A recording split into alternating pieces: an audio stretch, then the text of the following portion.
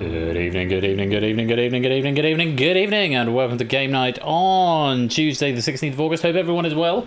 And the disparity between having that in caps and lowercase between the titles and then what's on the board, that is still bothering me and is still something I haven't fixed. Mark, I'm not quite sure why you're not able to claim that bonus. Have you tried copy-pasting it? Oh, okay. Have you tried whispering it? Try whispering it and it might come up. I'll let you know if it does. Yeah, the Hive random capitalization. Is it doing a whisper? I'll give you 12 pennies, Mark, since you can't play the bonus. That's a very strange thing. I won't use that. I won't use that password again. Let me give Mark 12 bonus pennies anyway, since he clearly made the effort to claim it, and then it wasn't happening, and it didn't happen this time. There you go. Let's have some Hive bonus pennies as well. Let's make sure the bot actually gives out something substantial. There you go. Hive75. How's everyone doing? Hope you're keeping well. Having a good week so far. Another Tuesday has rolled around. Well done to Dogfish there, taking out the high score there on Wordle. Very good, 65. I've slightly changed the display so it actually shows you your penny count rather than just doing some maths at the end. Yeah, hello Andrew. Nice to have you with us. I see as a returning chatter, as my Twitch chat has very kindly highlighted. Welcome to you. Lovely to have you with us. A few other returning chatters coming in from last time, and it's great to see you all here. Who have we got? We've got a Shapes, we've got a Citizen. One day I'll figure something out that I'm happy with.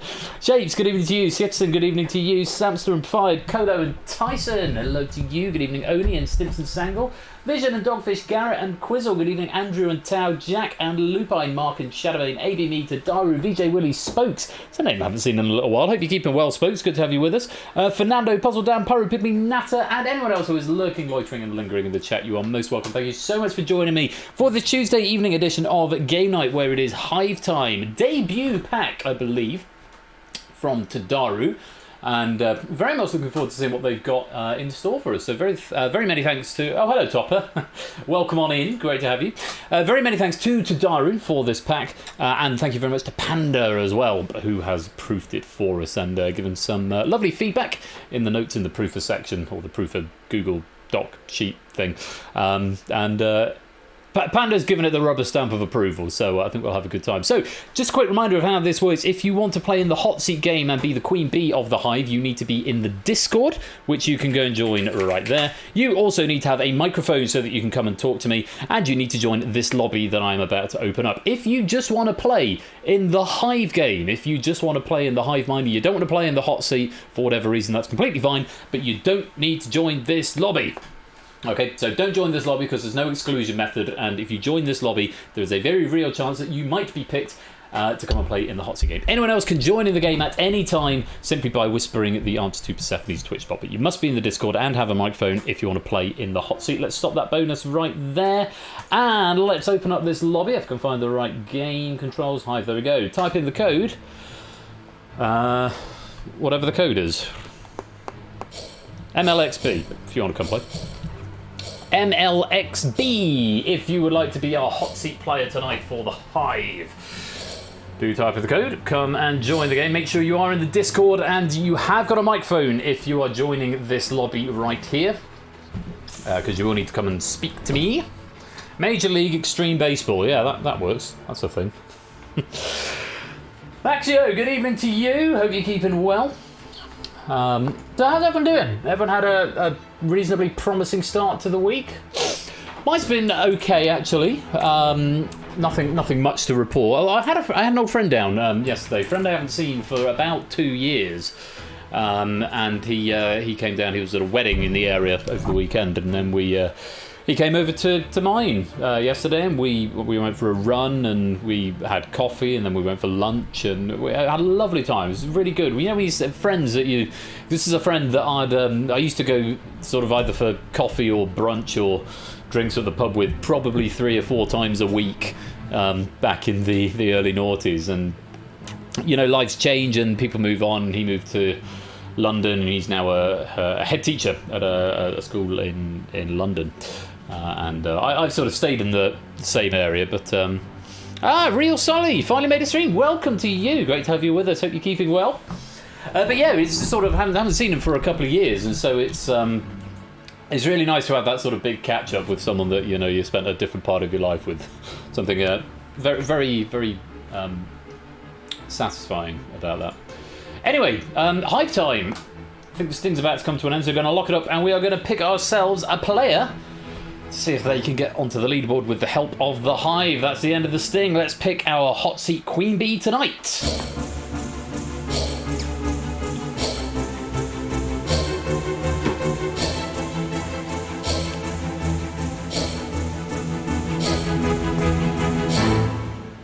Toppy wee Topper, it is you, my friend. Make your way down to the green room, and I will make my way to the broadcast studio.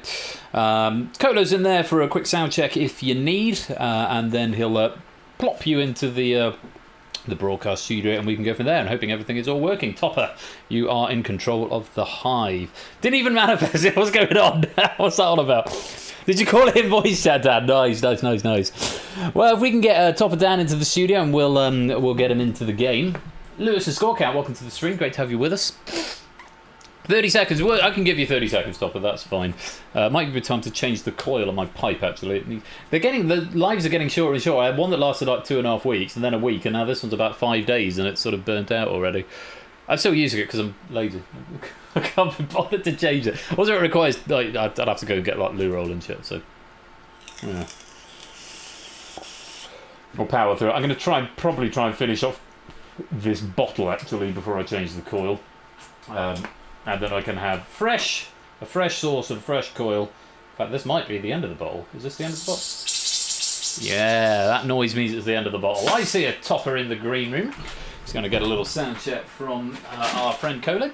Reminder, this pack has been written by Tadaru, who is a debut writer and first time writing for this channel, so very, very grateful to Tadaru. And of course, proof by Panda, the Svengali, if you like, behind the spreadsheet, the new question writing tool, which is working much better and a lot tighter now.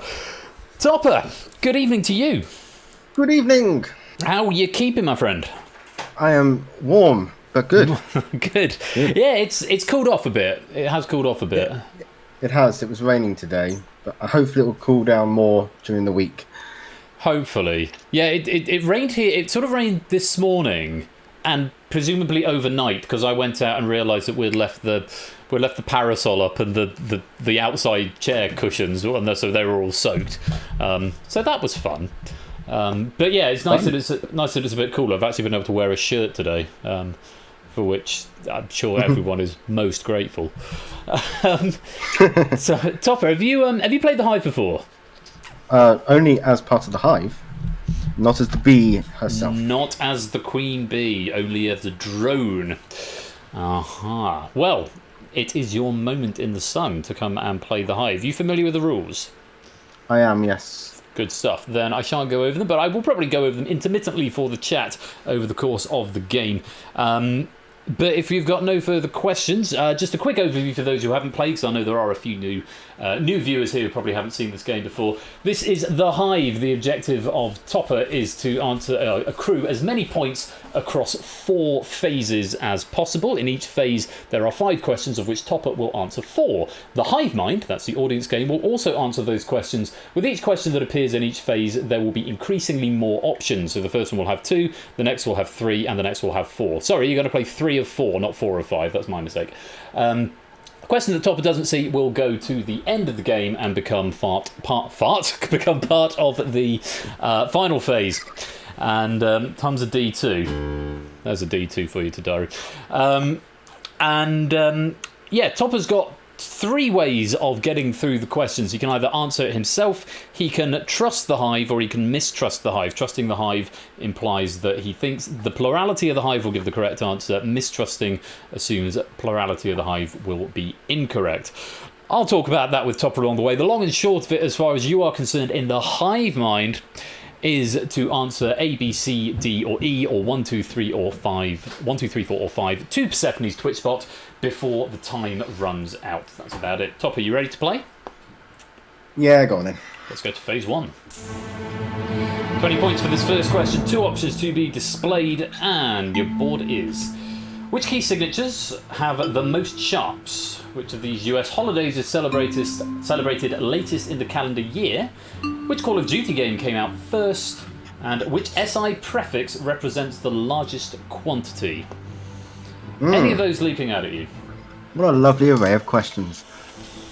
Yeah, quite. Even though I've seen this game many times, I've never really been able to work out whether I should go easy to hard or hard to easy.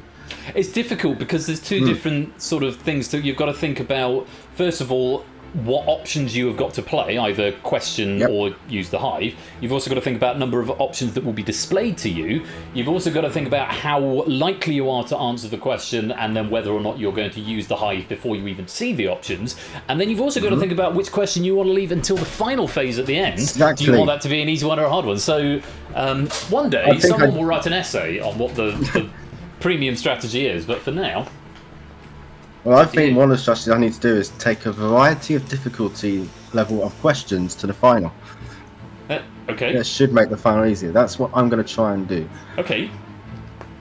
But for now, I'm going to start with the US holidays one. US holidays, okay. So 2 options to be displayed. Topper, nice and quiet from you. We'll give it to the Hive first of all. 2 options for you, Hive, A or B. Oh, excuse me. Let me just get my breath. Even if you didn't join that lobby, if you did join that lobby at the beginning, you'll automatically be in the game. If you didn't, simply answer A or B and you'll automatically be brought into the game. Over to you, Hive. 20 seconds. Here is the question. Which of these US holidays is celebrated latest in the calendar year? Is it A, Memorial Day, or B, Independence Day?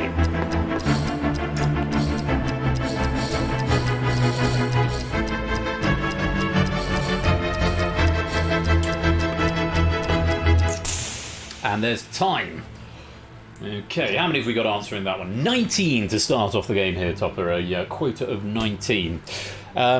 You familiar with either of those? Independence Day is the 4th of July. Okay. But I can't remember when Memorial Day is. At all. Bugger. And annoyingly, Independence Day is right in the middle of the year. So it's 50-50. But I think I can definitely answer 2 of the other questions. Okay. So on that basis, I think I'm going to have to trust the Hive on this occasion. You think the Hive will know this one? I think the Hive will know this. Okay. We'll trust the Hive. If you were going to play, what would you say? Memorial Day. You'd say Memorial Day. The correct answer is actually Independence Day. So you would have been wrong. Let's see if the Hive can get you out of a spot of bother. Green if you're right, Hive, red if you're not.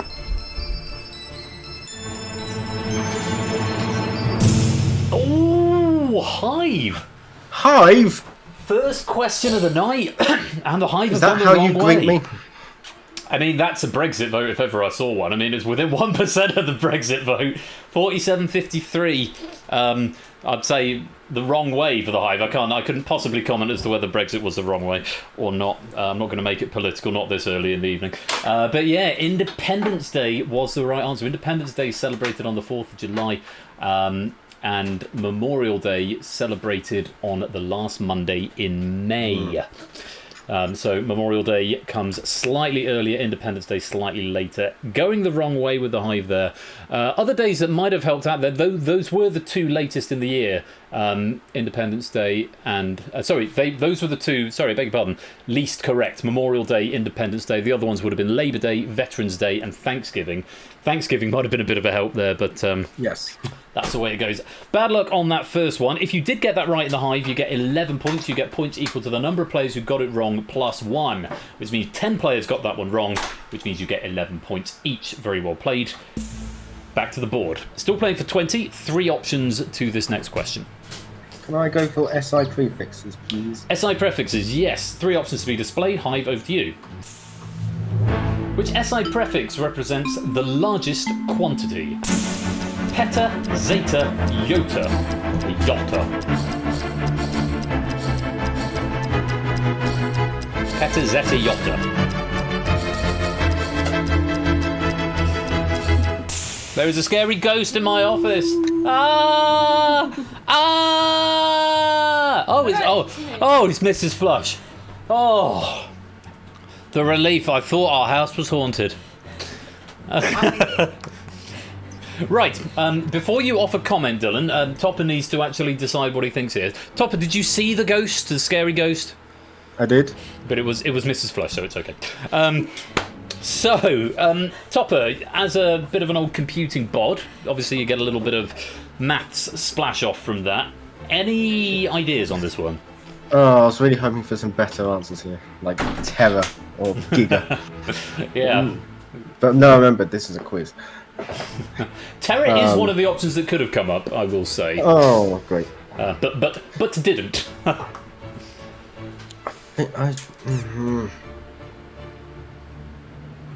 mean, unfortunately, I can't really work out what Zeta and Iota, how big those are. Well, you can answer this yourself, or you can mistrust the Hive. You can't trust the Hive. You've already used that one up, and you must have at least one of each in each phase. So you can play it yourself, take a bit of a punt, or do you think the Hive would maybe not know this? Well, if the Hive couldn't get a simple question as when are these days in the year, right, then how can I trust him with this one? I'm gonna How many mistrust. of the Hive are American, though? Whereas this is more universal. Just something to bear in mind. Oh, stop helping me. I'm just calling it as I see it without giving away any information about the actual questions. Commenting on my environment. I'm still gonna mistrust, I think. You're gonna mistrust the Hive. You don't think they'll know this? I don't think I'll know it. Okay. Well, if you were gonna have a punt, what would you say? Probably Iota. No, Zeta. Zeta. You go Zeta. Okay. Well, we're gonna mistrust the Hive, and the correct answer is actually Yotta is what you've said first. So, we're hoping plurality is with either A or B. Hive, how did you answer? Green if you're right. Oh dear. Oh, that's quite a lot of green. Oh, Topper.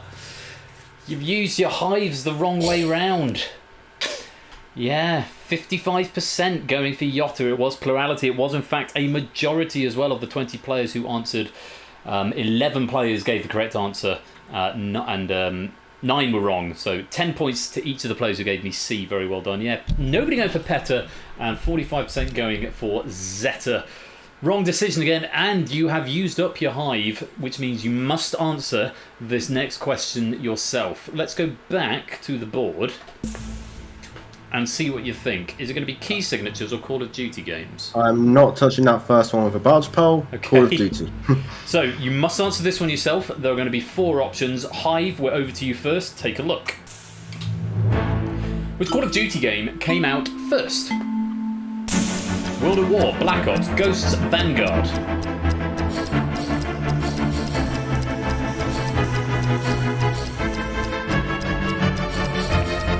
We've got it, Jack. We've got your answer. That's timed. Yeah, Jack, fortunately it doesn't ping in the chat, but it does come up in my log, just to let you know the actual answer, and then 1, 2, 3, 4, 5, 6, 7, 8, 9, 10, 11, 12, 13, 14, 15, 16, 17, 18, 19, 20, 21, 22, 23, 24, 25. I know it's a meme, but if you could not do that, 26 responses is excessive at this point. We got your answer, Jeff. We got your answer. So, Topper, the Hive can't actually help you here. I won't reveal how the Hive have performed just yet, in case of giving anything away. But do you know? Right, well, I'm ruling out Ghosts and Vanguard immediately. Okay. World at War and Black Ops, I'm pretty sure they're one game apart. But which order? Because I had both. Right. They were pretty much the last Call of Duty games I had. Okay. Before I moved on to better things. Now, which one did I buy first? I think I bought World at War first, or did I? I'm one of those weird people who bought World at War on the Nintendo Wii. Oh, okay. Yeah. I think I have Black Ops on the PS3. Yeah, it was actually quite nice to play on the Wii. You could actually aim with the Wii remote. You know what else you can aim with really well in a first-person shooter? A mouse. Which is why I don't think I've ever played a first-person shooter, certainly not one that I've enjoyed, on a console.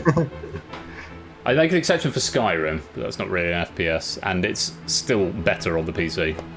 Anyway, slightly getting off topic, so can you piece it together from the sort of the history of your Someone's purchases? telling me Black Ops came first, and then they went back briefly to World War II for World at War. So I think the answer is Black Ops. 90%, but I think it is. You're going to play Black Ops? Yes, please. All right, let's lock in B, Black Ops. Because you've played it, we don't see the correct answer immediately. We go to the Hive first. Of the 18 players who played, green if you're right.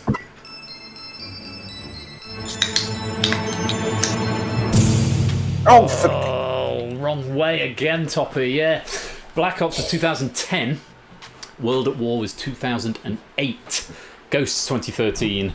Vanguard 2021. The other one that didn't come up there was World War II, which was 2017. Oh, dude. Well done in the Hive, though, if you got that one right. 61% of you going the right way for World at War, for 8.7 incorrect answers there. Bit of a tricky start for you, Topper.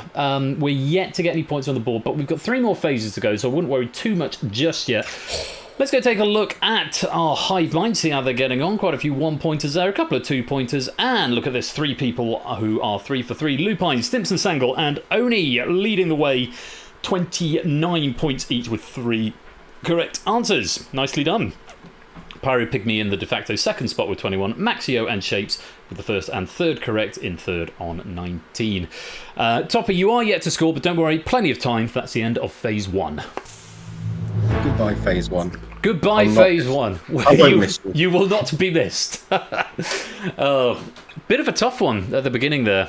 I think using up your hive early on could have been possibly a problem there, because obviously the hive getting 2 out of 3 of them, but the one you trusted them on was the one that they didn't get. So maybe we could think about a different strategy moving forward into this next set of questions, but still plenty of time to amass plenty of pennies for you, Topper.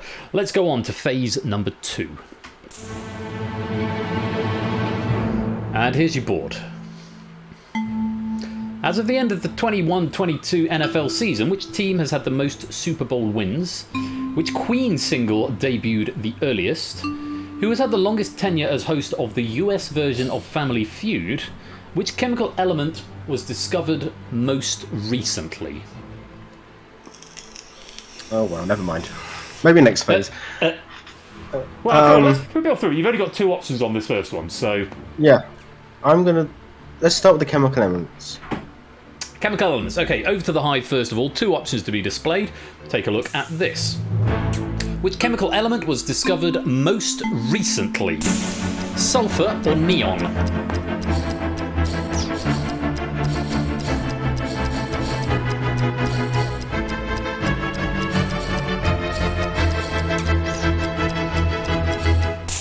Time. So, 19 players attempting this one in the hive. Any thoughts yourself? Well, neon's used in neon lights, I think. The name would suggest it probably is, yes. So that's electricity, which is quite recent discovery, relatively speaking. Sulfur, I think, is earlier in the periodic table. Okay. So, by that logic alone, I'm going to go for neon. Most recently is what we're after, and we're going to say B. Neon, you're going to play yourself? Yeah, let's play neon. Let's lock in B. 19 players played this in the hive. Let's have a look and see what you said. Green if you're right.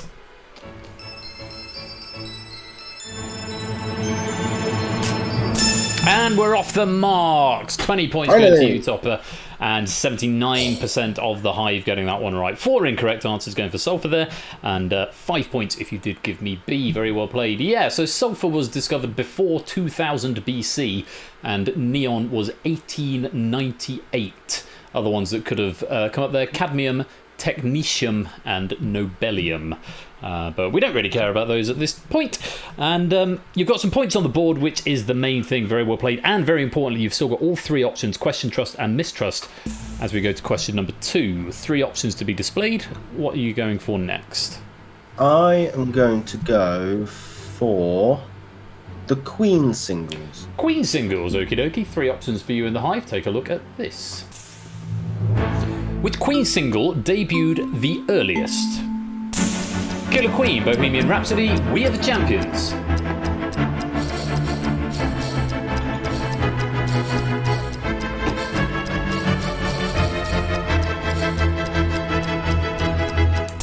Time.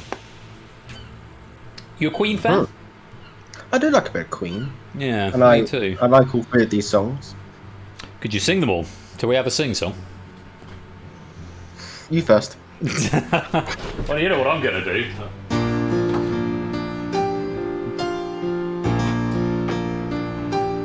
Topper. Mama just killed a man. Put a gun against his head. Pulled the trigger, now he's dead. I think latency is being a bit of a problem there, but hopefully that was the paid latency. Pain. Good fun though, good fun. So, Killer Queen, Bohemian Rhapsody, We Are the Champions, which debuted earliest? I feel like Bohemian Rhapsody's later than people think. Okay. But I think maybe the same is the truth. We Are the Champions. So I'm leaning towards Killer Queen, but it's whether to answer it or go for the Hive. If you were going to go for the Hive, do you think they would know this? probably not. Okay. Because So you're sort of But- weighing up between taking a punt yourself on Killer Queen and yeah, but mistrust. I was considering the other two questions. I was maybe considering using the mistrust on the sport question.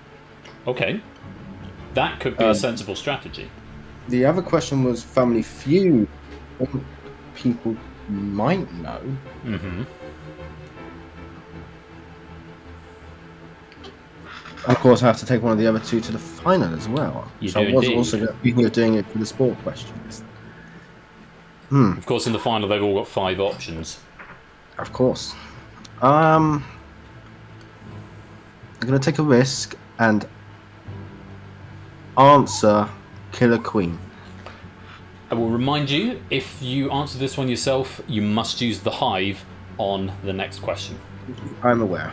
Good stuff. We will lock in Killer Queen A as your answer.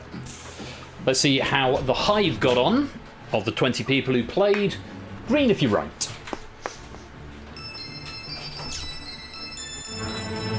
Oh. Ah. Good play, and actually a mistrust there would have been disastrous. You've got yourself another 30 points there, Topper. Very well played. Just 5 people getting it wrong in the Hive by the looks of it. 1 going for Bohemian Rhapsody and 4 going for We Are the Champions. And 6 points though if you went for A, Killer Queen, 75%. Yeah, Killer Queen 1974, Bohemian Rhapsody 75, We Are the Champions 77. And then another one bites the dust, which didn't come up, 1980, and Under Pressure 1981 also didn't come up there.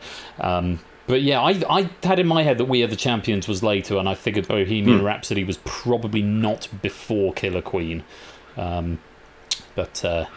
good decision there. You are left with using the Hive, so you can gauge the question and decide whether you're going to trust or mistrust based on these 4 options.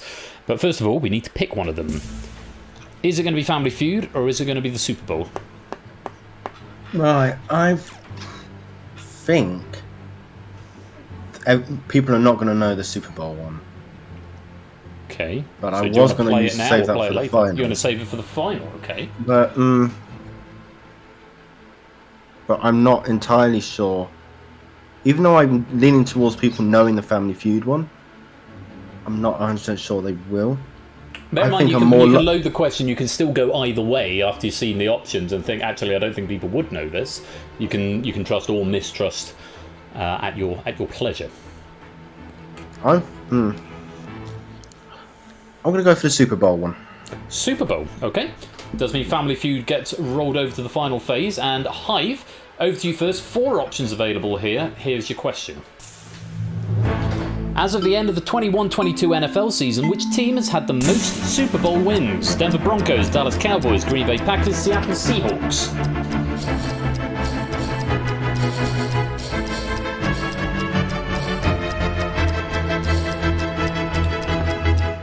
Time. 18? 17. 17 attempting this one. Maybe some people sort of sitting it out, possibly. Now, Denver Broncos, Dallas Cowboys, Green Bay Packers, Seattle Seahawks. How much do you know about the Super Bowl? What's 10 times 0? 0. That's based as a percentage. Okay. Nice. Yeah, I haven't got a clue. And I think we've got mostly Brits here. But I think I'm going to have to go with my original strategy and mistrust, I think. We'll remind you that you're after a on a mistrust that plurality of any wrong. If any wrong answer is in plurality, then you would win the points. You're going to mistrust the Hive. Yes, please. Okay. If you were going to play, what would you say? I would have rolled a dice and gone for B. You would have gone for B. Okay. Let's take a look at the correct answer, which is in fact. It is B, so your dice roll is good. Now we want to hope the Hive was bad. Green if you're right.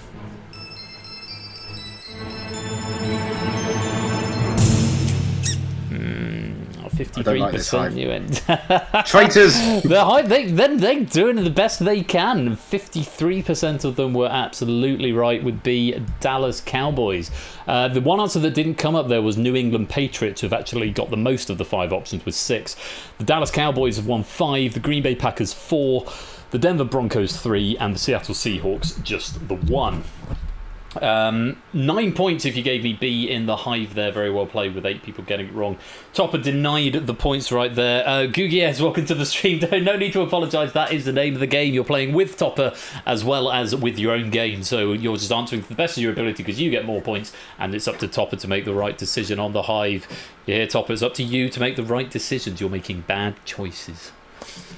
I feel like I'm back in primary school. Is that a good choice to make, Topper? No, it sends you to stand outside the headmaster's study. Let's take a look at the Hive scores come the end of that round. A couple of 1s, a couple of 2s. There's a 3 from Gugiez and Odd Garrett there. A few more 3s in the middle. Shadowmane, Fernando, Shapes, and then at the top, Pyro picking and Oni also picking up 3. Oni with the lead. Oni does like to sit at the top of the leaderboard in this game. 49 and with the lead. Pyro Pigley currently is second with 41, and Stimson and Lupine neck and neck still on 40 points in third place. Top you up to 50 points, so still much to play for as we move forward. The next question will be worth 40 points. We've got 2 phases to go. That is the end of phase 2. Bit of a game of 2 halves, a bit of a struggle in phase 1, but we did get some points on the board there. We got 2 out of 3, so you know we've got points on the board, so it's not all bad. Obviously the questions they generally tend to get slightly harder as it goes on, but it's that's all I need. That's all you need is harder questions at this point. Well, it might make it easier to play, because if you get one that's significantly harder, you might think, well, it's easier to mistrust the Hive, or not possibly. So it's about how much you trust the Hive and how much you think they know. We're going to go on to phase number 3, Topper. Let's see what you make of this.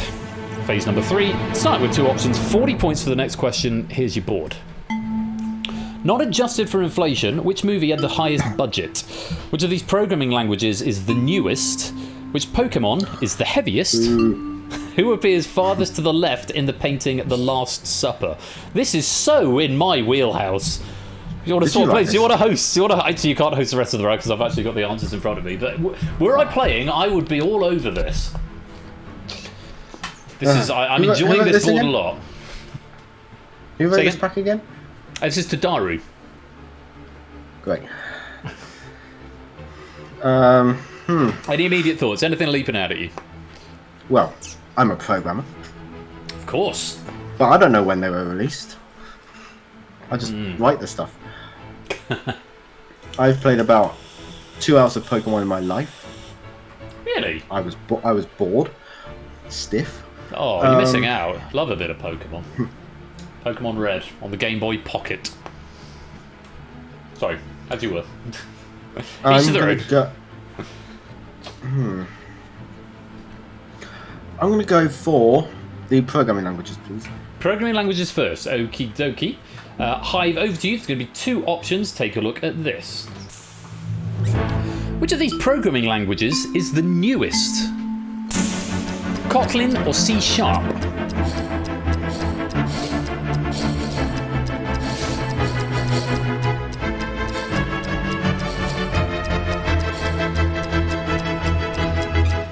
Time.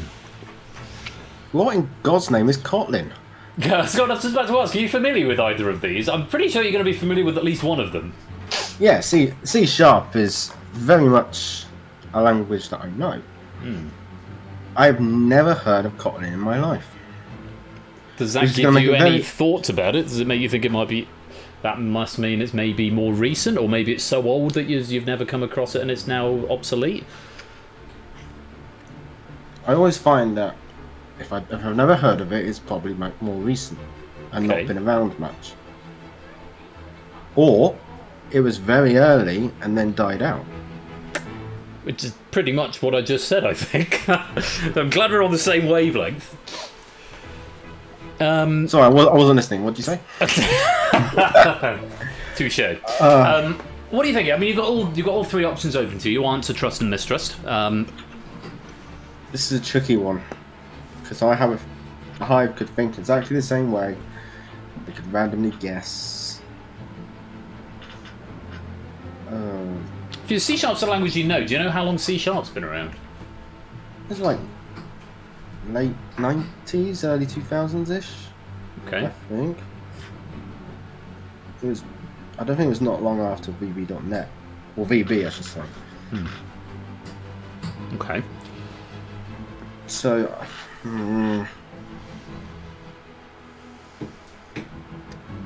What's it going to be? I don't even know what to do on this one. I think I'm... Stumping you on a programming question. Lovely.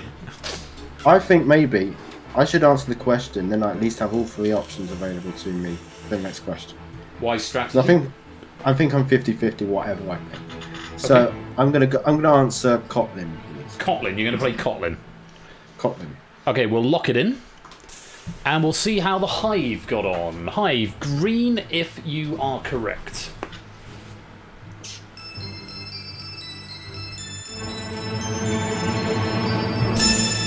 I think in the same way as you in plurality. In fact, majority, 70% of the 20 you answered going for A, Kotlin. 6 people incorrect, they're going for C Sharp, and 7 points to you. Oh, hello, Ash. If you're an Android developer, you've likely heard of Kotlin from that route. Aha. So it's an Android language, and yes, it is more recent. 2011 is when Kotlin came out. Bang on the money with C Sharp, though. 2001 it was released, so right in the right ballpark there. Other options that could have been presented: Python, 1991, C++, which might have made it a little easier, I think, which has got down here 1980/83. Which is not 81 or 82. It was one of the two either side. And the oldest one that could have come out here was Fortran, 1954. So come again, the computer really punishing you there, coming up with the 2 most recent languages of the options that are available. But you've made the right decision. You kept all 3 options still alive. Kotlin was the right decision. Very well played. Let's go back to your board. Oops. There we go. Focus on the right window. So, 3 options for the next one, and 50 points will be added to your total with the correct answer. Movie budgets, Pokemon weights, or Last Supper guests? Well, I think the only question I have a chance of knowing is the movies. Okay. And I think I'll go for that one. Movies, please. Movies? Movie budgets. Okay. Hive, over to you. 3 options to be displayed. Take a look at this. Not adjusted for inflation, which movie had the highest budget? Star Wars: The Rise of Skywalker, The Blair Witch Project, Terminator 2: Judgment Day.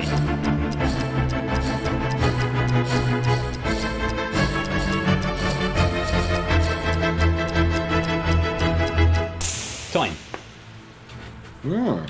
So, have you heard of these films? 19 players in the Hive attempting.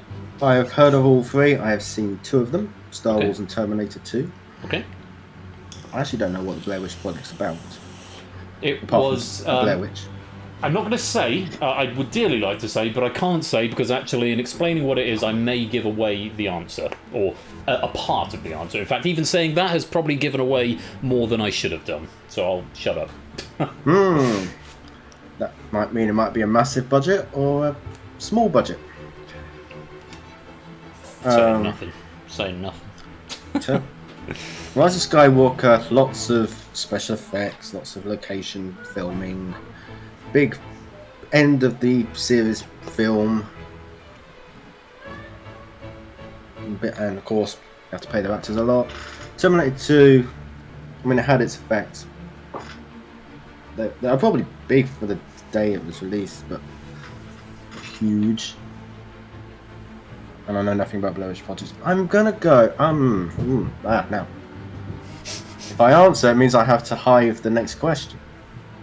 Correct. And both of those other questions I will not know the answer to. I can tell you that. It's probably a good position to have the Hive, and then it's just about making the right decision, re the Hive. It is. So you're inclined to answer this one? What are you thinking? I'm going to answer Star Wars. You're going to play Star Wars? Yes. Alright, we'll lock in A. And we'll see how the Hive got on. 19 players attempted it. Green if you're right.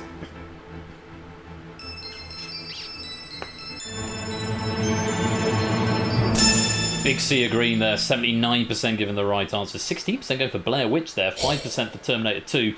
5 points if you did give me A, The Rise of Skywalker. Yes, so Star Wars, $275 million US dollars. Terminator 2, whilst it was a big budget film, it was also 1984.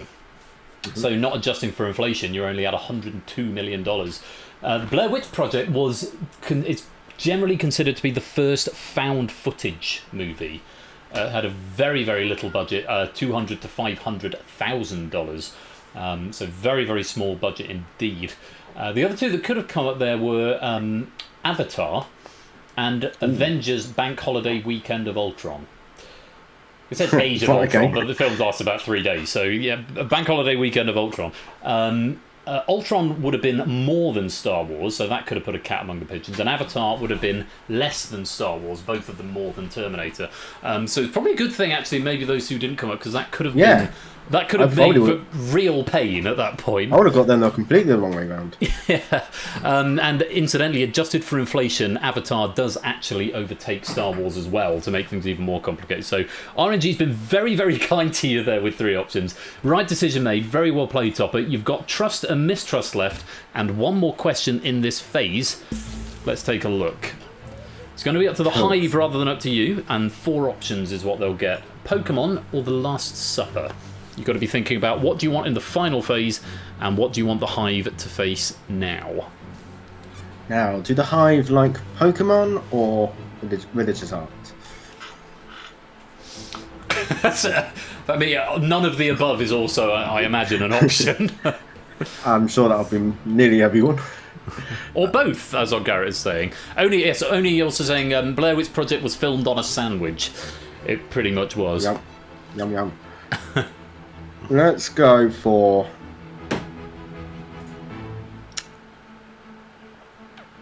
Oh. I've made a decision in my head about what I think you're going to go for. I'm not going to say anything, though. I'll just tell you if I'm right or not. I'm going to go for... Pokemon. I just lost a bet with myself. I thought you were going to go the other way. Pokemon it shall be. Hive, over to you. 4 options. Take a look at this. Which Pokemon is the heaviest? Pikachu, Golem, Ghastly, Snorlax.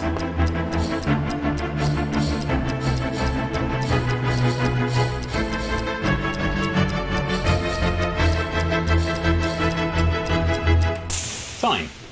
A reminder, if you are just joining us, you can join in the Hive Mind at any point, even if you just want to drop in for one question and bump up the players answering the Hive Mind. You're very welcome to do that. Simply whisper your letter to the bot. Now, you've already said you're not a great lover of Pokemon. No, most of my Pokemon knowledge comes from playing Super Smash Bros. Okay. Have you encountered any of these Pokemon in Super Smash Bros? Yes, Pikachu's playable. Snorlax, I think, is the big bear that drops from the sky. Right. So, surely that Snorlax must be heavier than Pikachu. Golem. Is Golem a rock Pokemon? Or am I confusing that with someone else? Never heard of Ghastly.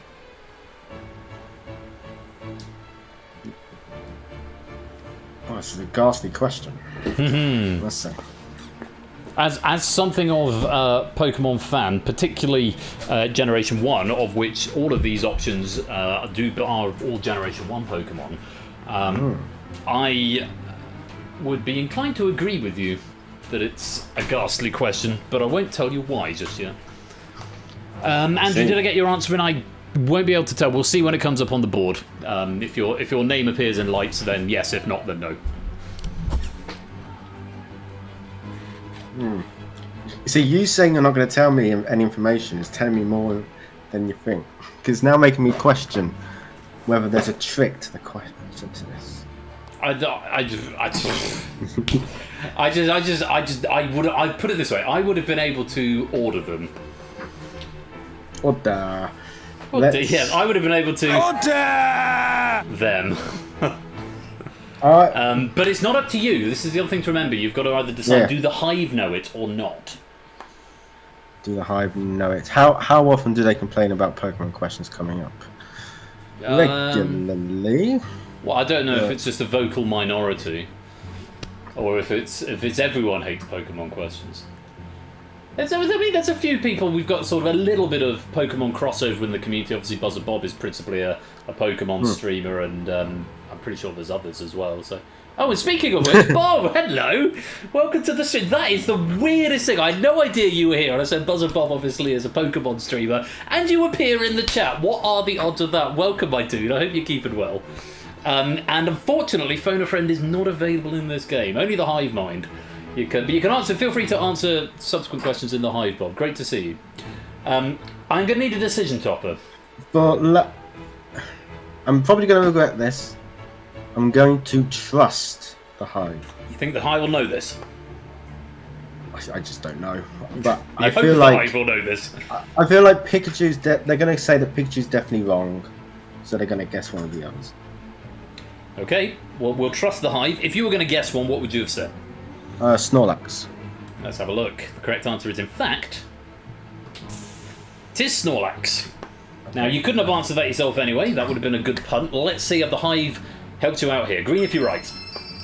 I think most people would have guessed Snorlax. Yes, they've gone the right way. As you pointed out, Snorlax is the great big tired bear that does a lot of sleeping and weighs in at 460 kilos. Golem, you're quite right, is a rock Pokemon. It's not like the giant tortoisey thing, but that clocks in at a measly 300 kilos.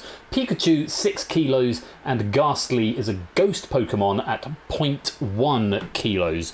The only other option that could have thrown a spanner in the works there, which didn't come up, was one I don't know because it's not Generation 1, Whalmer, which I'm assuming is some sort of whale, but that only clocks in at 130 kilos. So Snorlax by far the heaviest, and very well done in the Hive if you did get that one right. 8 points to you, 63% getting it right. Are you happy you got a Pokemon question right? I didn't get it right, the Hive did. Well, you made the right decision on it, put it that way, so you can claim that, I think. Let's go take a look at the Hive, see how they're all getting on. A few ones, a couple of threes coming in here, which is nice to see. And very, very well answered round. But look at this at the top, only missing the first question of the round. And that's put Lupine within 2 points of him. Oni still with the lead for now, 62. Lupine's in second with 60. And Fernando now in third with 58. Lupine and Fernando with a perfect round that time. Likewise, Shadowmane, Garrett. Anyone else getting a perfect round there? Sin getting a perfect round. AB Me, Tyson getting a perfect round. So lovely stuff there. Very well answered from the Hive. That could give you some information, Topper, as we go into phase 4. But for now, you are up to 200 points. It's a good score to have. We've got one phase to go. That is the end of phase 3. Hello, small human. Hi. May we help you? Are you just coming to watch the action, or do you need something? No, with Snorlax, it's just like a dog. Like, it eats. Like a dog? Oh. It eats, sleeps, eats, sleeps. Eats and sleeps and eats and sleeps. Like a dog. And a cat. More like a cat, I would say. The dogs occasionally go for walks and chase each other's tails. That's also... Snorlax doesn't do that. Snorlax just sleeps. He's a big old bear. He talks like Hermione, I think. Well, Hermione has a voice. She sounds, oh, I'm tired. Oh, my name is Hermione. Oh, the Hermione the dog, not Hermione the dog. Granger. Yeah, Okay. yeah. No, not the Harry Potter character. If that's where you were going. No, our dog Sorry. Hermione has got a voice. She sounds like this. It's very funny. Yes, we narrate the thoughts of the dogs in our house. Anyway, Topper, 200 points. That's not bad with a phase to go. You must be, after a bit of a shaky start, you've just gone from strength to strength. 2 in the second phase, 3 in the third phase. So that's what we're going to try and live up to. How are you feeling coming into phase 4? I think phase 4 is going to be wonderful, and I'm going to ace it. Let's see what we can do with it. Let's go and take a look at your board. 2 options for the first. 70 points available for this question, and your board is: which country or territory got its first McDonald's location the earliest? Which Hawaiian island is the largest in terms of surface area? Which character dies the earliest in Hamlet? With no multipliers, which word would score the most points in a US Scrabble game? US and UK, I think, are interchangeable. Interesting. So someone in chat do correct me if I'm wrong about UK and US Scrabble being the same. I'm pretty sure they are, but I might be wrong. Yeah, again, we've got some tough questions up there. I mean, I know which one I'd go for, or which one I'd probably go for third, because I'd be most likely to get it right. Okay, let's go for Hamlet. Hamlet. Unfortunately, no Ask the Host lifeline here, but let's see if you... Do you know Hamlet particularly well? I've heard of it. Okay, well, let's see what we can do with this and if the Hive could get there. Hive, over to you. 2 options. Here's your question. Which character dies the earliest in Hamlet? Polonius or Ophelia?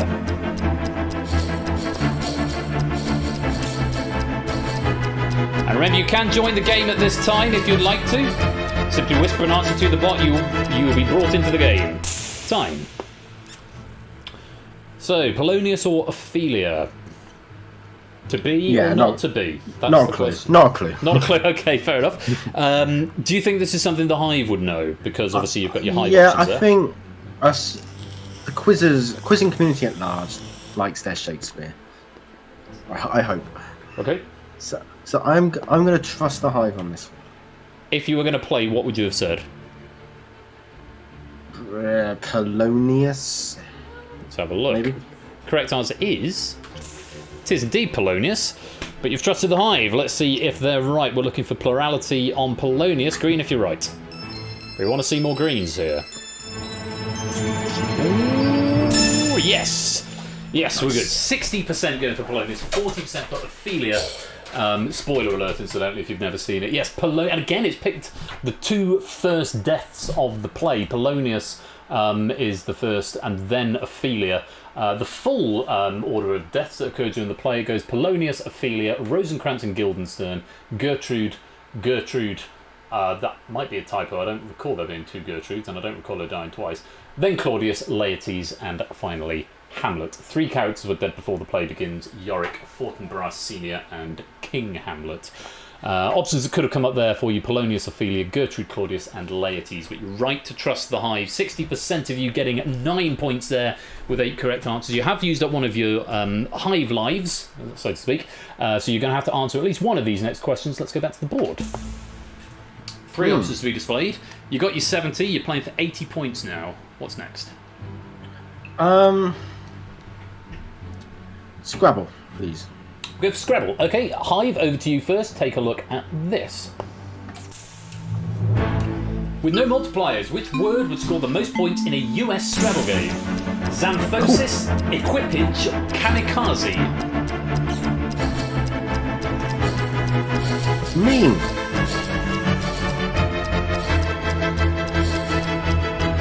It's like a few more people having a think about that there. There's time in the Hive.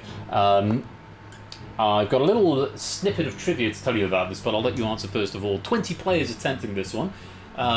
Feel free to have a little ponder and a little think about this. But yeah, obviously the Hive has got the time pressure. ABB said, that's not fun with the time pressure. You're slightly off the clock, though. I can't let you have all night. Do you want to talk through a few things that are leaping out at you, if anything's leaping out at you? Well, all 3 of them have got a single letter that's going to be a high score. You've got the X, the Q, and the Z. Okay. Now, X is 8, Z is 10, Q is 10. Are you asking me or telling me? Both. Unfortunately, I do know the answer, but I can't confirm or deny, I'm afraid. Worth a try. Now, Kamikaze has the 2 Ks, which are worth either 4 or 5. So that's going to boost C up a bit. All those in B look pretty commonish. P's maybe a 3 or 4. G's I think a 3. You got the 2 for the U. Xanthosis, they all look like 1s or 2s there.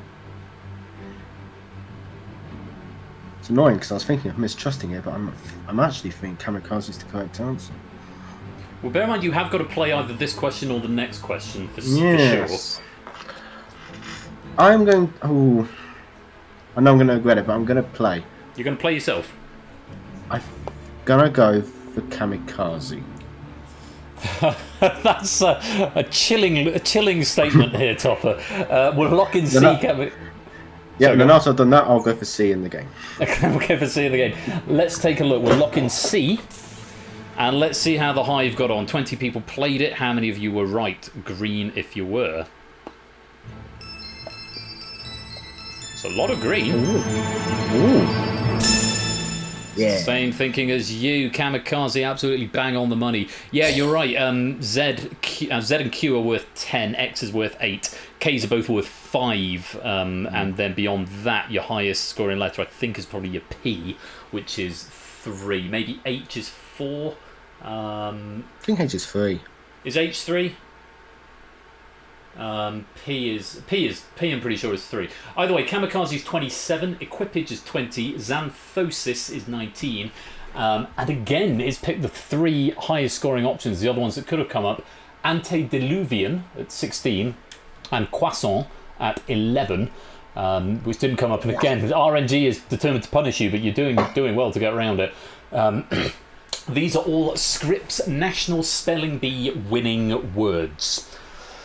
So a little bit of fun trivia for you there, and a theme running through the question. 6 points if you did give me a right answer in the Hive there. Very well played.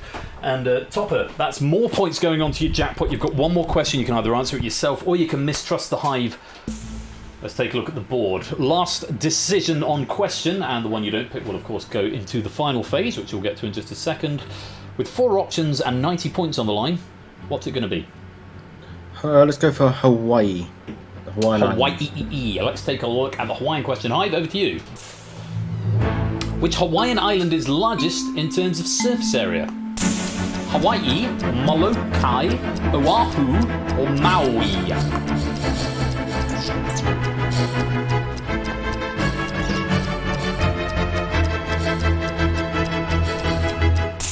Time. Maybe slightly fewer players answering that time. No, we've got 20 again. So, Hawaii, Molokai, Oahu, Maui. You familiar with any of those? I think they're all islands of Hawaii. Chapeau, very good. But now, I did see that Hive answered relatively quickly there. Is it because they all knew it, or because they didn't have a clue and just going to press and guess? Because I don't know the answer. So are you discounting answering yourself? Because it's a 1 in 4 if you guess yourself, where if you mistrust, it might still be a 1 in 4, depending how much. I think I have a better chance at mistrusting. So you think it's more likely that the Hive were wrong in plurality than you getting a 1 in 4? Yeah. It's good enough logic. You're going to mistrust? I'm going to mistrust that Hive. Okie dokie. If you were going to play, what would you have said? C, I think. Oahu. Okay. Let's lock in the correct answer, which is... It's in the question. It's Hawaii. Hawaii. So, we're hoping plurality is with B, C, or D. Green if you're right, Hive. You want to see lots of red here? That's a bit of red. Oh, it's tight. It's tight, but plurality, I think probably just a single player in it there with Hawaii. Yeah, so Hawaii, aka the Big Island, 4,028 square miles. Next is Maui, which is 727.2 square miles. Oahu, which is the only one I'd heard of. I didn't know there was an island in Hawaii called Hawaii. But Oahu, 596.7 square miles. I know that island because that's where Lost was filmed. And then Molokai, 260 square miles dead. Kauai is the only other one that could have come up there. 552.3 would have been a bit further down. So, yeah, bad luck there. It came down to one person. If one person had gone for Oahu or Maui instead of Hawaii, then could have been a different story. But yes, Hawaii is also called the Big Island. Bad luck there, Topper, but never mind, we've accrued plenty of points, and 14 points if you did give me A in the Hive there. Very well played. Let's take a look at the Hive scores at the end of that phase. Just a couple of 1-pointers there. Maxio picking up all 3, Tau getting all 3, Pyro Pygmy getting 3 and Fernando getting 3. Tao was... Oh, no, it's not... Sorry, I beg your pardon, Tao. It's Tadaru's question pack. I was about to say, Tao, why are you playing your own pack? And then I remembered it's Tadaru's question pack. Tao's written Danger Zone for this Saturday, which is why the name is at the front of my mind, and also they're both begin with T. So apologies, Tao, for nearly accusing you of playing a pack that you didn't write, which is completely fine, of course. Fernando has taken the lead now with 3 correct in that answer and only dropping the first question. Fernando has snuck into the lead with 87. Oni and Pyro Pygmy now tied in second with 82, and Lupine in third with 75. It is a close game in the Hive, and it can still go a long way before the end because the Hive have got another 5 questions to answer. Toppy, you don't have to answer any more questions, but now you've got to put your trust in the Hive and judge how well you think they know their stuff. You've got 350 as your jackpot, and that is the end of phase 4. Not a bad game. Not a bad game. 350 pennies. You reasonably happy with that? I'd say first phase perhaps notwithstanding. Mm-hmm. It's an alright amount. It's pretty good. I mean, I'm just glancing at the leaderboard. And of course you get your underwritten pennies. So your maximum jackpot is, I think you got 1, 2, 3, 4, 5, 6. I want to say 8 out of 12. Which means we'll underwrite it by 80, which means your potential maximum winnings are 430 if you can get a perfect finale, which would put you in third on the leaderboard. But at this stage, you don't get to answer any questions yourself. On the final phase, we will see one question that no one has seen before, and that will set the benchmark for the round, for the timeline, if you will. And after that, we'll see the 4 questions that you rejected earlier on, and you have to place them relative to the other answers that have been revealed on the board. Obviously, it gets harder the more answers that are there, because when there's only 1 answer, it's either higher or lower than that. As it gets up to 4 answers and you've got to slot the 5th one in somewhere, it could get a little bit harder, and your jackpot will be divided with the majority or the bulk of the pennies going towards the harder questions. You've seen it in play before. It's time to see if you can survive the final phase. Let's go there now. So we split up your 350 pennies, 175 for the 4th one, 87 for the 3rd, 52 for the 2nd, and 36 for this first one. But as I said, you've been a good sport, and we don't like to see you go away empty-handed, so we will underwrite whatever you win today with 70 pennies, 7 out of 12 correct, so that's 10 pennies for every correct answer. No matter what else happens, you leave with at least that amount, Topper. At this point, we are going over to the Hive, and Hive, even if you've not been playing up until now could be a good chance to get in, earn some pennies towards the end of the game, because the scoring metrics are the same for the Hive Mind. You get a point for every player who got it wrong, plus 1. And in addition to that, there are 5 options for each question. This first question is going to set the benchmark. Nobody has seen this yet. Hive, over to you.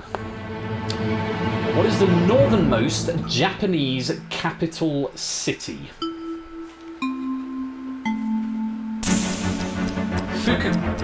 Fukuoka, Aomori, Naha, Sapporo, Tokyo.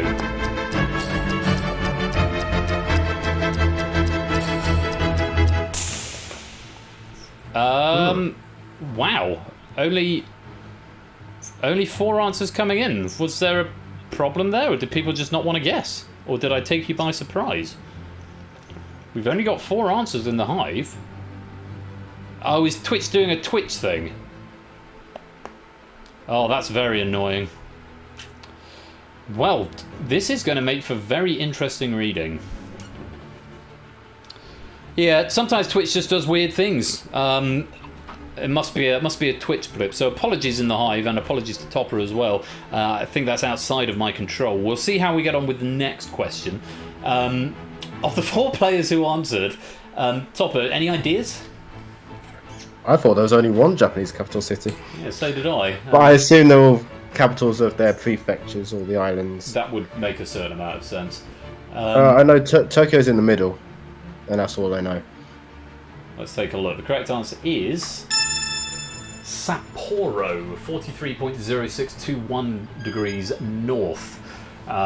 Whereas was north, yeah, so Aomori 40.822 degrees north, Tokyo 35.6897, Fukuoka 33.6, and Naha 26.21. So capitals of prefectures, as Tadaru was saying to us. Only 4 players, so we might have a bit of a skewed answer here, but let's have a look and see how many of the Hive gave a right answer.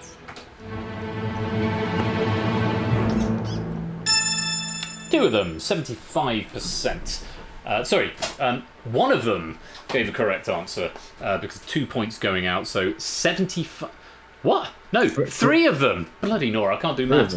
Three got it right, one got it wrong. And yeah, so 75%, that's quite a high benchmark. James Crossbell, welcome to the stream. Sorry, all the numbers and the confusing with the stream, with the Twitch going wrong. 75%, that's a very high benchmark, which can be a good thing, but it depends what order the rest of the questions come up. Hopefully, Twitch will come back to life and all will be well. Yeah, Tadari, don't worry too much about not specifying prefetches. I think it was sort of implied in the question. So, Topper, you're going to have to make a decision on the next one as to where you think it's going to go. And hopefully, fingers crossed, Twitch has come back to life. Let's take a look at the next question. Which country or territory got its first McDonald's location the earliest? Costa Rica, Japan, United Kingdom, Germany, Australia. It's a bit better.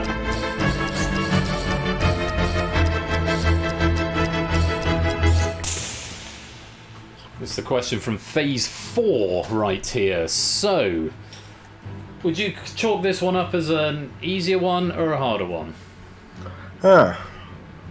Yes, 20 players answered. That looks about more consistent. Shame United States isn't up there, because that would be the obvious correct answer. Possibly. But out of these, I would have probably... I'll have a guess at the answer first, and then you're going to reveal it, aren't you? Yeah, that's right, yeah. So, I because that think again gives you more information. It would probably be the United Kingdom, I think. You would think UK? Yeah. It was Costa Rica. In that case, I'll go for A. I thought you might. You think fewer than 75% of the 20 players who answered got this one right? Yeah. Let's lock in A. 36 points. Is it fewer than 75%?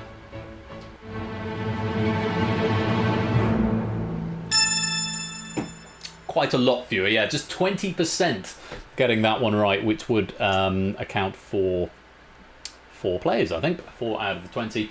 Yes, 16 getting it wrong, so 17 points to the 4 players who did get it right there. Very well played. Yeah, Costa Rica, December 1970. Australia, May 71. Japan was July 71. Germany, November 71. UK was actually the latest. It was in England in November 74.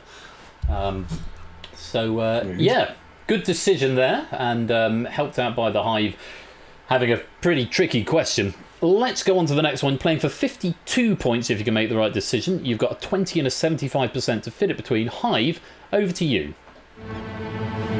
Aha! Which key signatures have the most sharps? D major, E major, C major, G major, A major.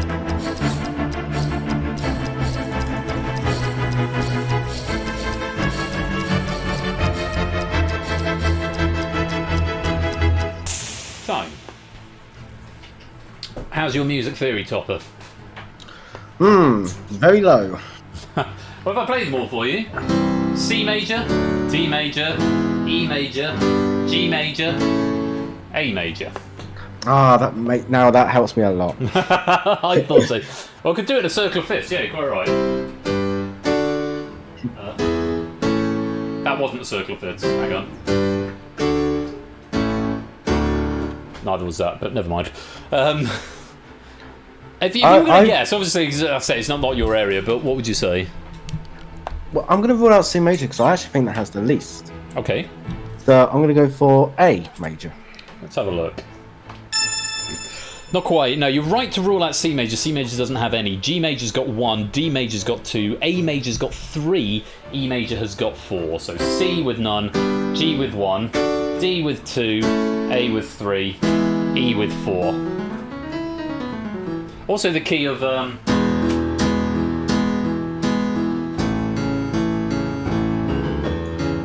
Don't look back in anger. That's written in E major. So, 20 players answered in the Hive. How many do you think got it right? Right, it's between A and B. Okay. You don't think more than 75% would know this? Yeah, that 20% is annoying because that's pretty much the... If everyone was just randomly guessing, that would have been the average. So is it more than average or less than average? I'm going to go for A. I think fewer than 20% got this. Yeah. Let's lock in A. How many people said E major?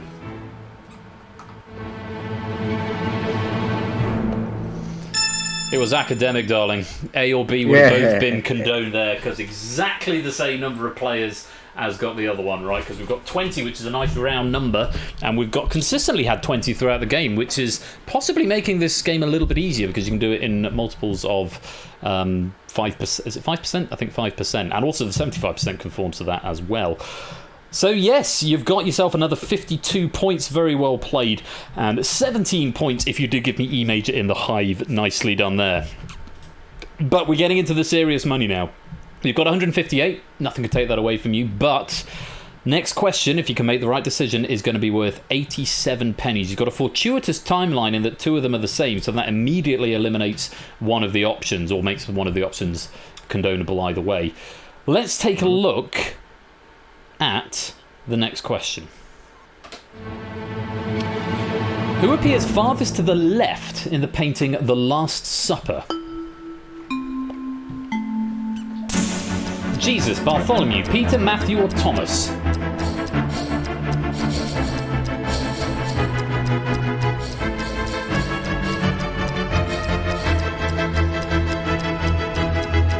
Time. As coming harking back to phase 3, this question.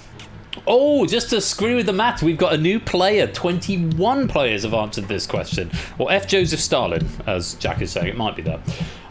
Now, are you familiar with the painting? Yeah, I know the painting. Okay. It's where they have some supper. They do. For the last time. For the last time. For the last time. And it's Jesus in the middle. Okay. But I don't know who the other 4 people are, or at least what they look like or where they are in the painting, so I'm going to randomly guess Bartholomew. You'd say Bartholomew. It is Bartholomew. Good. Now, is that helpful or not? I think there'll be just enough people who will know this. So I'm going to go for C. C, more than 20 but fewer than 75. Yes. Let's lock in C. How many people said Bartholomew for 87 pennies?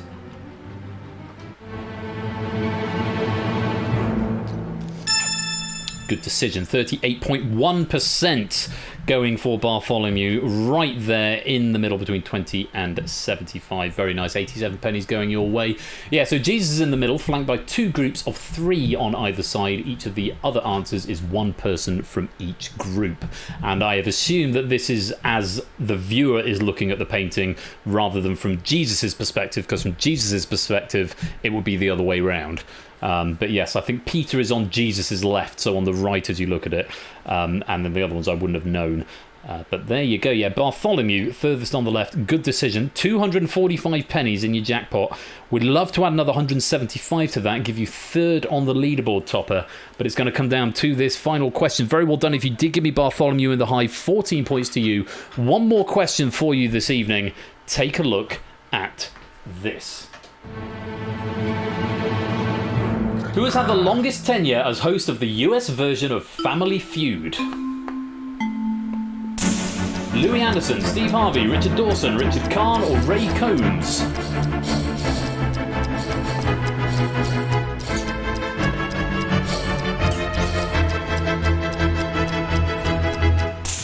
Time. This was one of the ones, I think, it was from phase 2. You wanted to hang on to this one thinking this would probably be more in the ballpark of the hive mind. Yeah. Has it come at a less than fortuitous time? Kind of, yeah. Steve Harvey's been on there for forever. It feels like forever. I think Dawson was on there for a while as well. So it's between them 2. Okay. If you were going to pick one, what would you have said? Harvey. You would have been right. So where does that leave you in terms of how the Hive would have played this? Right, it's between C and D for me. I don't think it'll be higher than 75. Okay. But I do think enough people will know it for it to be more than the average of 20%. Okay. So, 4.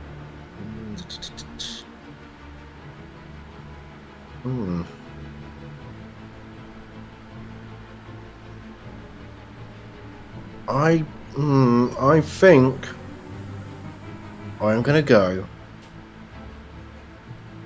with D. I think more than 38% of the Hive, 22 players who answered, would have known this answer. I think I'll be very close, to be honest. But I think people will just think they'll know Steve Harvey would have been on there for bloody ages, and they'll go for him. So I'm gonna go for D. For 175 pennies, how many people said Steve Harvey? Is it D? D. Yes, good decision. That's a lot more than I thought. Yeah, over half, 54.5% knowing Steve Harvey. Steve Harvey's done 12 seasons since 2010. Richard Dawson did 10 from 76 to 85 and then 94 to 95. Ray Combs, 6 seasons, 88 to 94. Richard Carnes, 4 seasons from 02 to 06. And Louis Anderson, 3 seasons from 99 to 2002. Good decision and well done in the Hive if you gave that answer there. 11 points to you. And Topper picking up the maximum in the final there, up to 420 points. However, I do owe you an apology. I don't owe you an apology, as my maths was wrong. I thought you had 80 underwriting you. You actually had 70 underwriting you, which means you are now tied 4th on the Hive leaderboard with Cola, who also picked up 420. Jack had 425, so retains his 3rd place. Samster in 2nd with 520, and it's Sotley still with the lead at 750. But 420 is a super effort there, Topper. Have you enjoyed yourself? I've had immense fun. Good. Glad to hear it. I do like this game. It's really good. And, Me too. I've had good fun. It's good. Excellent.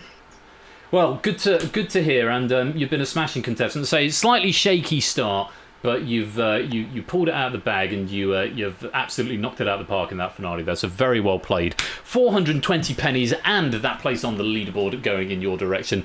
Topper, thank you so much for joining me, and I'll see you another time. I'll see you soon. Take care, mate. Bye-bye. Bye. So Topper there with a sterling effort, finishing with 420, the 420 club, and joining Colo in 4th place on the leaderboard. Just before we go to the surprise ending of the stream, I am going to reveal how we got on in the lobby game. Do you want to see your final scores? Let's take a look. And there we have the final score. Some 1s and 2s there. We're getting up to the top end of the board. 2s and 3s, and another 3 for Colo. And look at this, it's all change at the top. My goodness, my gracious, my goodness, how close is this? Colo getting 3 in the final, including potentially the three of the better paying ones, and jumping into 2nd place, seemingly out of nowhere. Pyro Pygmy, though, does take the lead again somewhere out of nowhere. I don't remember seeing Pyro Pygmy up in the top 3. Maybe they were and I've forgotten. But Fluid Fernando taking the bronze, just clearing Lupine by 2 points and getting 104. Colo takes the silver with 105, just a point ahead, but just 2 points ahead of that. Pyro Pygmy finishing with the gold medal on 107. Very well played to you all. Those points will be converted into pennies, and that will all be lovely. There's your full readout on the board, just to show you where you finished up and how you got on in that final. Points do equal pennies in this game, so they'll be converted in and added on to your totals as soon as I press the refresh button on the app after I've rolled the credits. But very well done to Fernando, Colo and Pygmy. Medals going your way, gold, silver and bronze, and of course those pennies as well. So that's almost all we've got time for this evening, but I did say I'll finish with a bit of a surprise, which I will do after I've rolled these credits. Very well done again to Topper, finishing with 420 there, and thank you once again to Tadaru, debut pack, debut writer at Game Night, and I think they did an absolutely top drawer job on that. That was a lovely, lovely question pack. Plenty of variety in there, and really, really good fun. So very many thanks to Tadaru. Look forward to seeing more of your packs in the future, and thank you as well to Panda for casting an eye over it and giving it a good proofing as well. That has been the Hive, but stick around because after the break I've got a little surprise to share with you, and some of you will love it and some of you might not, but I'll let you decide. See you in a minute.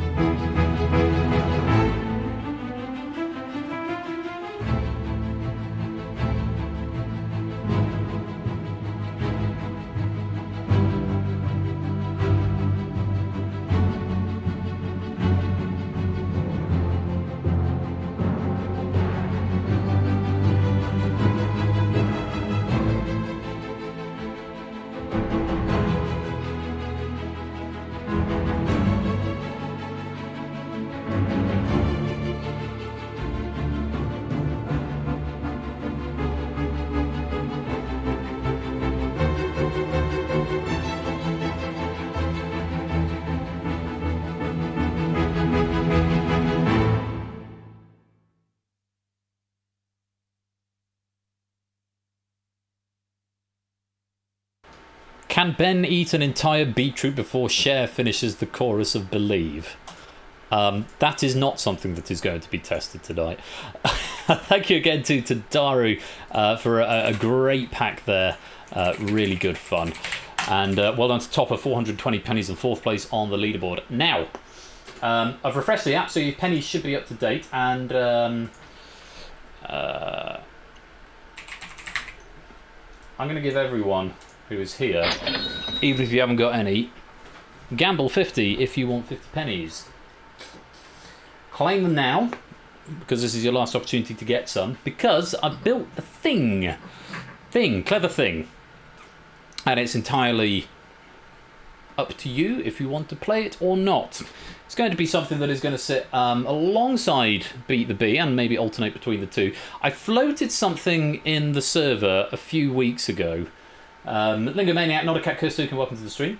I floated something in the server a few weeks ago. This is a very short thing, by the way. This is not another sort of massive game at the end of the night. I've still got a distinction that I want to make some tweaks to. It's not happening tonight. Didn't get around to it because I've decided to work on this other thing as a sort of distraction project, and then I've got Bridge to do before Thursday, tweaks I need to make to that, and then I will hopefully fix distinction up before I have my Saturday off, which is a week on Saturday. I'm not here a week on Saturday, just FYI, because it is my wedding anniversary. It's my 5-year wedding anniversary, and we're having a few friends round for drinks and things, so I won't be here Saturday night. But as you may or may not know, my birthday is the day before my wedding anniversary, which is the Friday this year, so I'm going to be doing my birthday stream.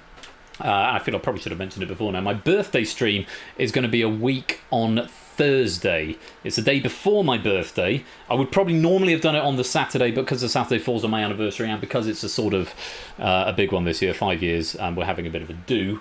There won't be a stream a week on Saturday. This Saturday we're here, Danger Zone and Cryptex I think this Saturday, but Saturday week no stream, but my birthday stream Thursday week, and I'll mention all this in the server just to remind you as we get close to that, but it'll be good fun. We've got Risky Business and Red Herrings a week on Thursday. Risky Business from me, which is it's a little bit egocentric, the pack, but hopefully a lot of fun, and Red Herrings from Topper to look forward to. That's next Thursday. I'll do the rest of the continuity in a minute, but I'm going to stop the pennies bonus right there, because I've been working on a thing the last couple of days, and I'm quite curious as to what you make of it. Let's go over to Game with Cam. This is the Game Night Slots. It's a slot machine, basically.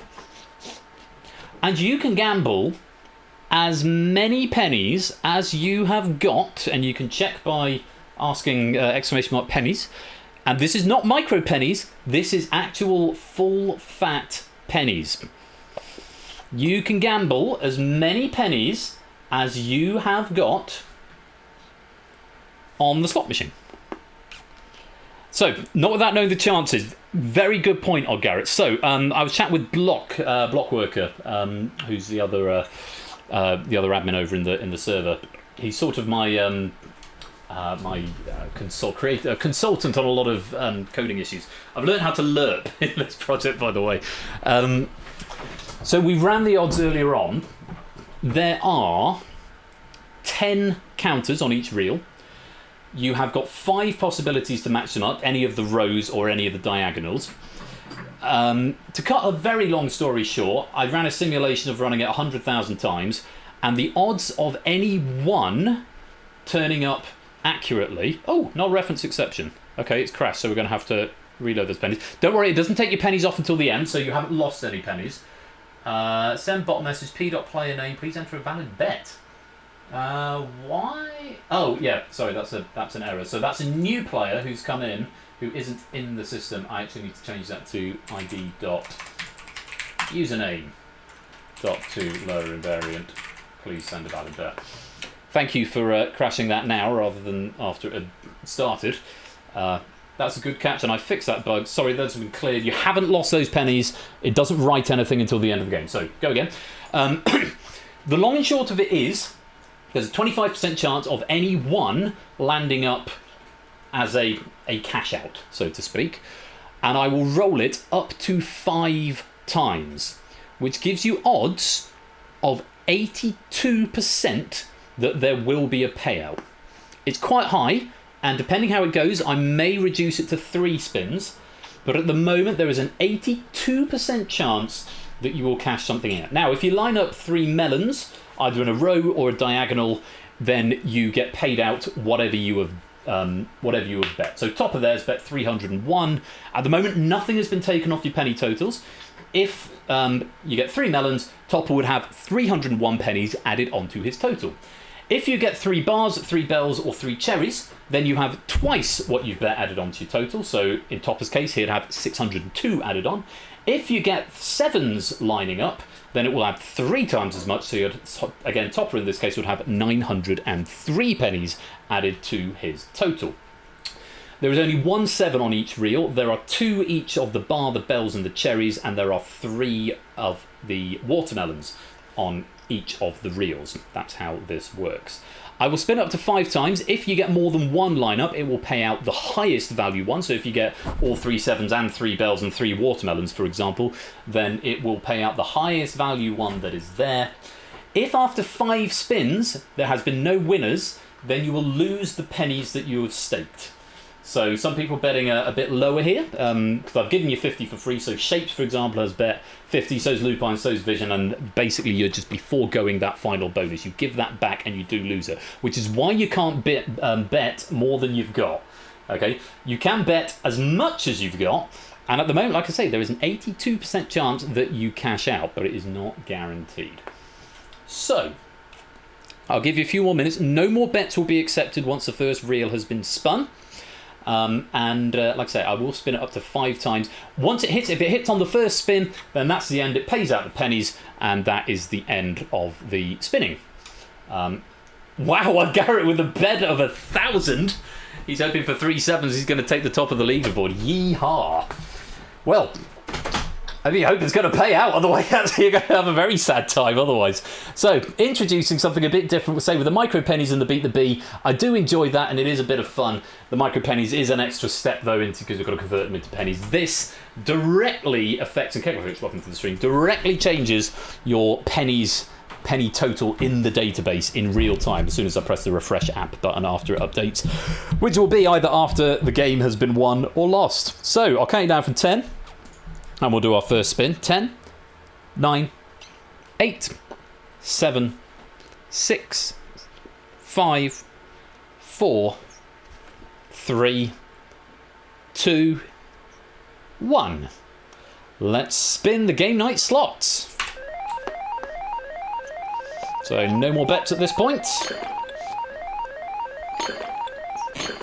No winners on the first spin. Bad luck there. Never mind. We're pretty close. We've got 2 melons there, and we've got 2 bells in a diagonal, but no matches. Let's have another spin. See if we get lucky on spin number 2 of 5. Good luck. Let's spin the slots.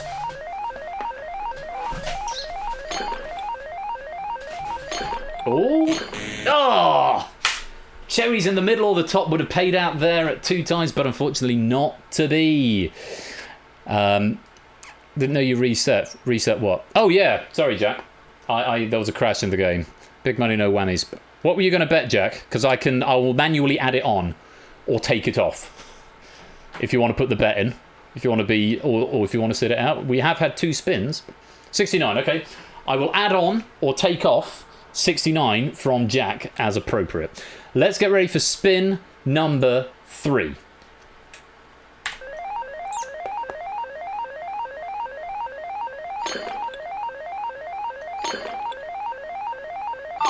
Hey, and there we go.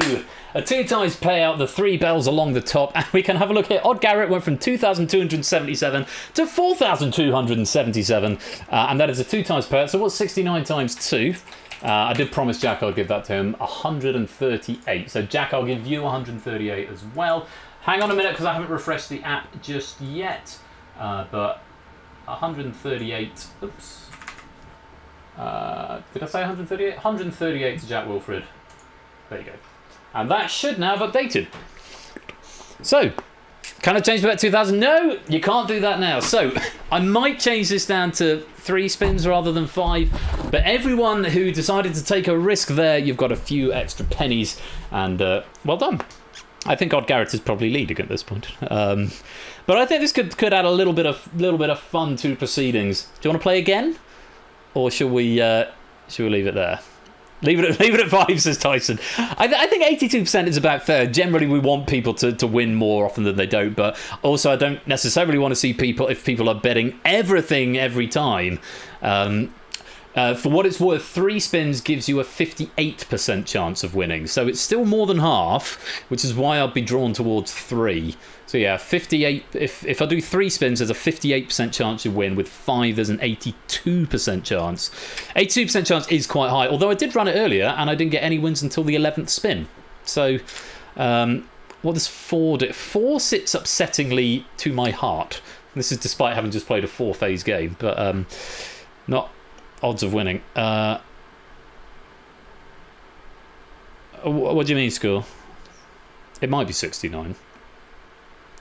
Yeah, I if you want to properly balance it. Okay, Score, I'll have a chat with you separately. Garrett, I did and ah over what happens with the stakes and in terms of so the 1 times payout basically means you win your stake. You win your it's not your stake back. You win what you bet, because nothing is taken off you until the end of the game. So I thought that was probably the clearest way to do it. So ignore your stake. The stake is just what is at stake. You don't win it back. You don't lose it until the end. So maybe I should put something up there saying if you lose, it's minus or divide 1 times payout or something. Blank to 1 payout. Yeah, effectively. Yeah, I didn't want to start muddying the waters. I tried putting it with 2 times payout plus stake, and I just got very confused about it. So this, to my brain, was the clearest way of doing it. It's fairly obvious if you get melons, you're not just going to finish with what you started with. You are going to win something. You only lose something if we get to the end. Slots lingo later. Yeah, fair enough. Okay, Scott, have a chat with me in a bit. If anyone wants to play again, I'll do it again, or I can just sort of leave it there. I'm happy to leave it there. It's just a bit of fun. That's been a couple of days. Yeah, bets and steeplechase, that was 2 hours. So I wanted to keep it simpler here. So it's basically what you bet times 1, what you bet times 2, or what you bet times 3, and ignore your stake unless it loses, in which case you lose your stake. Cool. I might change it to 3. To work out, incidentally, what it would be a 4, because it's 25% chance of any one, so it would be 0.75 times 0.75 times 0.75, which gives you the 42% times 0.75. Oh, no, hang on. It's 1 minus that. 1 minus. It would be 68.3% if we did 4, out of idle curiosity. And with doing 5, yeah, 76.2. 76.2. I have stolen. I thought it was 82. Maybe I've done my maths wrong, or maybe something's up there. But yeah. Anyway, that is going to be a new thing. We'll alternate that with Beat the Bee. So no Beat the Bee tonight, because we've done slots instead, which has been fun. And let me just tell you about what is coming up in the next few days. Tomorrow with Bash, you've got... I should know this. Was it 1,000 heartbeats? Yes, 1,000 heartbeats with Ash tomorrow. Go give him a follow if you're not doing so already. I know the Venn diagram of our followers is basically a circle, but do go give him a follow. Ash the Bash tomorrow evening, 1,000 heartbeats from 8 o'clock over on his channel. And he's got winning lines and a question mark on Friday, which makes me think there might be something new happening. So that's Friday at 8 o'clock, winning lines and question mark over with Bash on his channel. Topper, after his weekend off, I know he was up in London doing the Crystal Maze at the weekend. I probably should have asked him about it when he was in voice, but Topper's going to be back on... where's your stream schedule gone, Topper? There it is. It's under the channel called Stream Schedule. Is it Moneybags again? Moneybags with Topper on Sunday at 8 p.m. Strike It Lucky and Moneybags. So do go and give Topper a follow for stream action on Sunday. More quiz shows over there. Final heat of Moneybags. Definitely not one to miss. As for me, if you would like to see a bit more action over here, we have got Thursday's stream. That's right here, twitch.tv/Royal_Flush. Plinko at the start, and that's, I want to say Pfired? Yes, Pfired's Plinko pack. And then The Bridge by Arun. I need to make some changes to how the audience game works. But the first of the heats of The Bridge is going to be on Thursday. Coming into Saturday then, again at 8 o'clock. Both of these are 8 o'clock. Saturday we've got Number Wang at the start. We've got Cryptex by Shadowmane as our first game. And then Danger Zone by Tau as our second game on Saturday. Tau a first-time writer, possibly second-time writer. I want to say second-time writer, maybe. But that's Shadowmane and Tau, Cryptex and Danger Zone on Saturday, along with some Number Wang. And you've got Plinko and The Bridge before that. So loads of stuff to look forward to. And if you're just here on Tuesday, if you just do a Tuesday stream for whatever reason, next Tuesday we've got Set Game and Double Millionaire. Double Millionaire coming to us courtesy of Jogging and Innis. So that should be a good stream right there. And I may do some distinction on that one as well if I've fixed the build by then. And then, of course, the following Thursday is going to be Hacker, Risky Business and Red Herrings and my birthday special stream. That's a week on Thursday. I do hope you'll join me for that. That's going to be it from me for this evening. It is 10 to 10, so finishing at a sensible time as per the new standard for Season 8. But I will be back on Thursday, maybe floating around on Bash's stream tomorrow. If I don't see you there, then hopefully see you Thursday, or if not Saturday, or possibly next Tuesday. But whatever you're doing, be wonderful and sensible and marvellous out there as ever. Put on some sunblock, even though it's gone a bit cold, it's still a bit warm, so stay out the sun if you're averse to it. Until next time, you have been watching Game Night. Thank you so much for playing. I've been Royal Flush. Take care, peace out, and good night.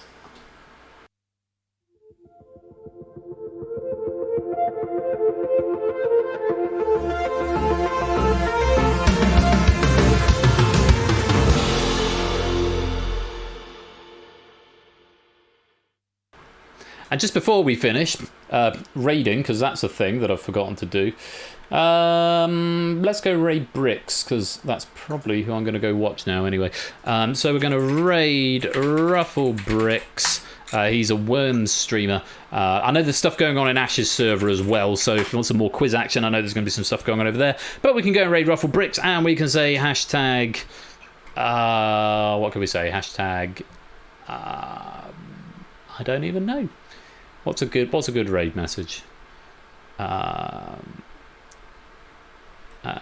Let's play hard. That'll do. That'll do. Hashtag let's play hard. Let's go see Ruffle Bricks and say hey. Until next time, yeah, have a good evening. Peace.